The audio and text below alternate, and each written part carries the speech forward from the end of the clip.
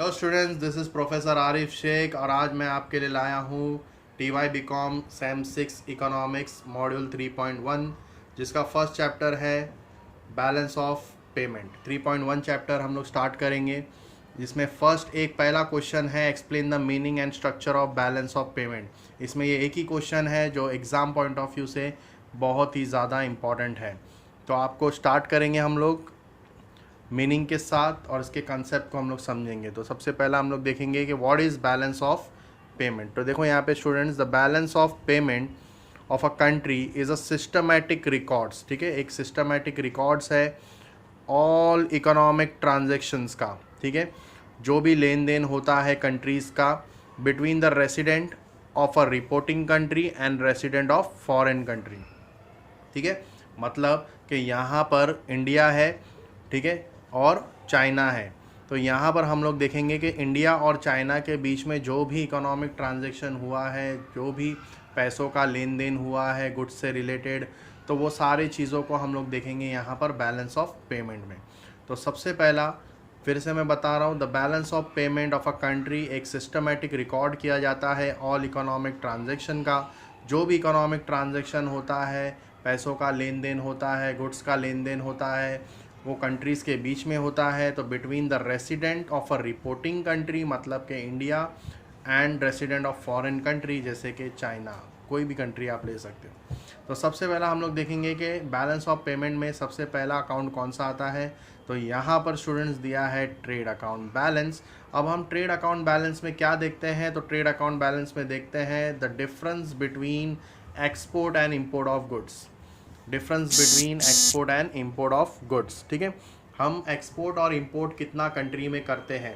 Export से पैसा आता है और इंपोर्ट से पैसा जाता है। ठीक है, तो अगर कंट्री का एक्सपोर्ट इज़ मोर देन होगा इंपोर्ट, कंट्री में अगर एक्सपोर्ट रहेगा मोर देन इंपोर्ट, तो कंट्री का ट्रेड अकाउंट बताएगा सरप्लस, है ना, क्योंकि एक्सपोर्ट ज़्यादा है, मतलब पैसा ज़्यादा आ रहा है और कम जा रहा है, तो उसको सरप्लस ट्रेड बोलेंगे।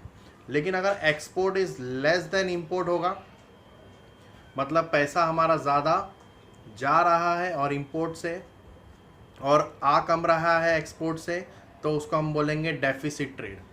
ठीक है, अब the last one, export is equal to import, then country का अकाउंट होगा बैलेंस ट्रेड। तो मैंने आपको ट्रेड अकाउंट के कंसेप्ट समझाया है। ट्रेड अकाउंट बैलेंस में आपको क्या देखना है, तो कंट्री का एक्सपोर्ट एंड इंपोर्ट।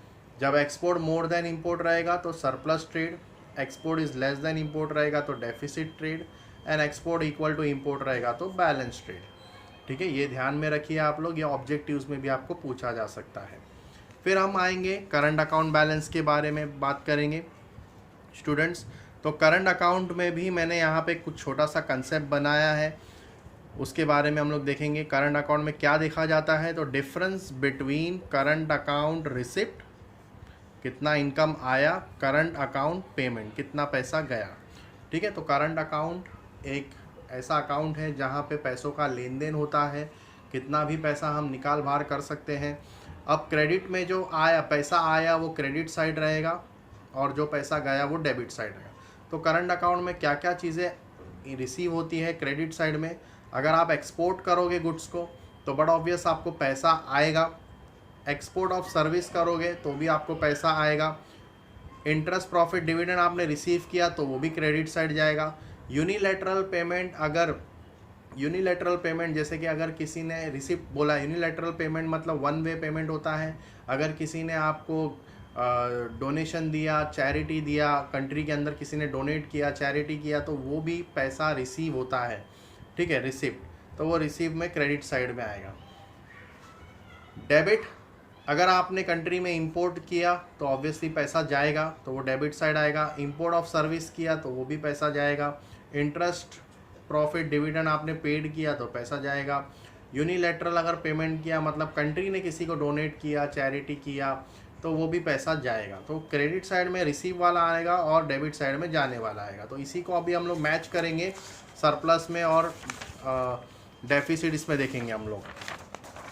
तो देखिए स्टूडेंट्स, अगर यहाँ पर सिंपल इसमें लिखा है मैंने कि व्हेन क्रेडिट साइड, जब आपका क्रेडिट साइड जो है is higher than debit side, अगर आपका वो जो क्रेडिट साइड था जो मैंने अभी बताया आपको रिसिप्ट वाला साइड, वो ज़्यादा होगा डेबिट साइड से, तो ऑब्वियसली सरप्लस करंट अकाउंट बताएगा।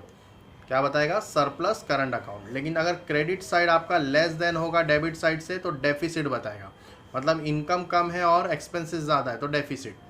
और credit side is equal to debit side बताएगा तो उसको हम लोग बोलेंगे बैलेंस करंट अकाउंट। तो hope you understood all the concept. Second, first वाला ट्रेड अकाउंट था, सेकंड था हमारा करंट अकाउंट बैलेंस।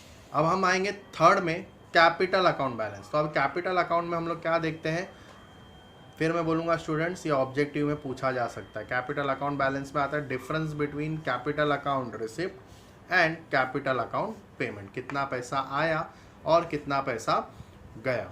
तो आया वाला जो है पैसा कैपिटल अकाउंट के क्रेडिट में आएगा और गया जो है वो डेबिट में आएगा। तो फॉरेन का इन्वेस्टमेंट, अगर फॉरेन कंट्रीज आपके कंट्री में मान लो इंडिया में इन्वेस्ट करती है तो ऑब्वियसली पैसा रिसीव होगा तो क्रेडिट, ठीक है।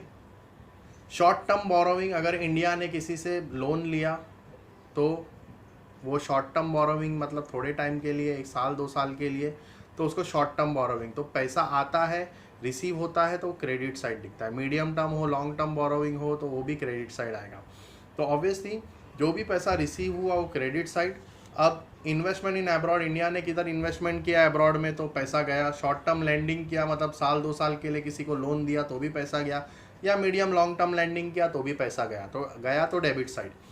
तो इसी का हम लोग मैचिंग देखेंगे अभी यहाँ पर। When credit side is higher, अगर इंडिया का क्रेडिट साइड, कैपिटल अकाउंट का क्रेडिट साइड हायर है डेबिट साइड से तो उसको हम लोग बोलेंगे सरप्लस कैपिटल अकाउंट।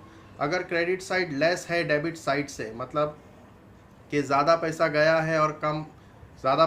है और कम रिसीव हुआ है तो उसको हम लोग डेफिसिट बोलेंगे। और when credit side is equal, दोनों इक्वल है, जितना आया पैसा उतना गया, तो उसको हम लोग बोलेंगे बैलेंस कैपिटल अकाउंट। तो hope you understood the concept. तीनों कंसेप्ट मैंने बताया, trade account, current account and capital account. अब हम लोग फोर्थ पॉइंट पे आएंगे इसके स्टूडेंट्स। जो हमारा फोर्थ पॉइंट है वो है स्टैटिस्टिकल डिस्क्रिपेंसी, मतलब एरर एंड ओमिशन, ठीक है। अब एरर एंड ओमिशंस क्या होता है स्टूडेंट्स के, एंट्री करते वक्त कभी कभी ऐसा होता है कि गलत एंट्री हो जाती है, डबल एंट्री हो जाती है, या मिसिंग एंट्री हो जाती है। मतलब कि कभी कभी ऐसा होता है कि हम एंट्री करना भूल जाते हैं, या एंट्री करते भी है तो डबल बार हो जाती है, तो वो कहीं ना कहीं एरर हो जाता है, ओमिशन हो जाता है। तो according to double entry books keeping system, उसके हिसाब से एवरी क्रेडिट, हर एक क्रेडिट का there is a exists of matching debit, उसका मैचिंग डेबिट होता है, ठीक है। कि कहाँ से पैसा आया और कहाँ पे गया वो रिफ्लेक्ट होता है, दिखाई देता है। तो कॉन्सिक्वेंटली हम देखेंगे there must be a balance in BOP as well. हम यहाँ पे देखा, जैसे मैंने आपको बताया बैलेंस ऑफ पेमेंट में भी बैलेंस आता है, सरप्लस बैलेंस है, डेफिसिट बैलेंस है या बैलेंस्ड है, ठीक है। But in reality there could be a statistical discrepancy in BOP also. कभी कभी ऐसा होता है बैलेंस ऑफ पेमेंट के अंदर भी कभी कभी के एंट्रीज करना कभी हम भूल जाते हैं, कभी डबल एंट्री हो जाती है, ठीक है, मिसिंग एंट्री रहती है, तो that is called a statistical discrepancy. तो hope you understood all. Next question पे आए, नेक्स्ट पॉइंट पे आएंगे हम लोग, ओवरऑल बैलेंस। ओवरऑल बैलेंस में यहाँ पर देखा जाता है current account balance, capital account balance, statistical discrepancy. मतलब जो मैंने अभी आपको करंट अकाउंट में बताया था क्रेडिट साइड डेबिट साइड वो देखेंगे, कैपिटल अकाउंट का क्रेडिट साइड डेबिट साइड वो देखेंगे, और स्टैटिस्टिकल कोई डिस्क्रिपेंसी है, कोई एरर ओमिशंस है तो उसको सही करेंगे। तो इट इज़ अ सम का मतलब होता है प्लस, ऐड करना। तो current account balance, capital account balance and statistical discrepancy को ऐड कर दे, तीनों को। किसको किसको? करंट अकाउंट, कैपिटल अकाउंट और statistical account. If this some is positive, अगर ऐड करने के बाद वो पॉजिटिव आ रहा है तो ओवरऑल बैलेंस इज सरप्लस, मतलब सरप्लस होगा। मतलब एक करंट अकाउंट में भी सरप्लस दिखा रहा है, कैपिटल में भी सरप्लस दिखा रहा है, स्टैटिस्टिकल डिस्क्रिपेंसी भी जो भूल गए थे एंट्री करना वो एंट्री भी पूरी प्रॉपरली मिल गई है, दैट इज कॉल्ड पॉजिटिव। तो वो पॉजिटिव दिखा रहा है तो उसको हम लोग सरप्लस बोलेंगे। लेकिन अगर यही सम दिस 3 कंपोनेंट्स नेगेटिव बता रहा है, मतलब इसका भी डेबिट साइड ज़्यादा है, इसका भी डेबिट साइड ज़्यादा है, ठीक है, तो उसको हम लोग बोलेंगे दैट बैलेंस इज डेफिसिट्स, ठीक है। तो एक पॉजिटिव होगा तो सरप्लस आएगा, याद रखना। तीनों मिला के अगर पॉजिटिव आ रहा है तो वो सरप्लस में ऐड होगा, अगर तीनों मिला के वो कंपोनेंट्स नेगेटिव आ रहा है तो उसको हम लोग डेफिसिट बैलेंस। उसके बाद लास्ट है हमारा पॉइंट है foreign exchange reserve. Foreign exchange reserve किसका होता है? ऑब्वियसली फॉरेन एक्सचेंज रिजर्व होता है हार्ड करेंसी, जैसे कि डॉलर, पाउंड्स, ठीक है। अगर आप कितना ज़्यादा एक्सपोर्ट करते हो तो पैसा रिसीव होता है हमारे कंट्री में, इनकम आएगा, और ज़्यादा इंपोर्ट करते हो तो पैसा जाएगा।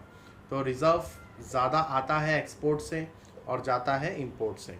तो balance of payment contain details of receipt, कितना पैसा आया कहाँ से? फॉरेन कंट्री से, और कितना हमने पेमेंट किया किसको? फॉरेन कंट्री को। All such receipts and payments are in foreign currencies में होता है।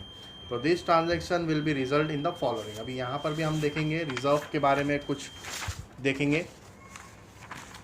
तो यहाँ दिया है कि there will be an increase in foreign exchange reserve when there is net surplus. Obviously जब अगर अकाउंट सरप्लस होगा, मतलब हमारा क्रेडिट साइड ज़्यादा होगा, रिसीव साइड ज़्यादा होगा, तो फॉरेन एक्सचेंज हमारा इंक्रीज हो रहा है, ठीक है। और सरप्लस किस में दिखाई देना चाहिए? करंट अकाउंट और कैपिटल अकाउंट, ठीक है। अगर हमारे करंट अकाउंट और कैपिटल अकाउंट में डेफिसिट दिखा रहा है, नेट डेफिसिट दिखा रहा है, मतलब कि हमारा फॉरेन एक्सचेंज रिजर्व जो है वो डिक्रीज हो गया है, ठीक है, कम हो गया है। तो hope you understood the concept everyone. यहाँ पर मैंने आपका मॉड्यूल नंबर 3.1 कंप्लीट कर दिया अच्छे से, पूरा आप लोग को कॉन्सेप्ट बताकर। तो पसंद आया वीडियो तो लाइक करो, शेयर करो अपने फ्रेंड्स लोग के साथ में, ताकि उनको भी मेरे प्रॉपर नोट्स मिल जाए, और मेरे टेलीग्राम चैनल को ज्वाइन करना जिसमें मैंने नोट्स पूरे प्रोवाइड किए हैं आप लोग के लिए। तो दैट्स इट फॉर टुडे। मिलते हैं हम लोग नेक्स्ट वीडियो में, नेक्स्ट लेक्चर के।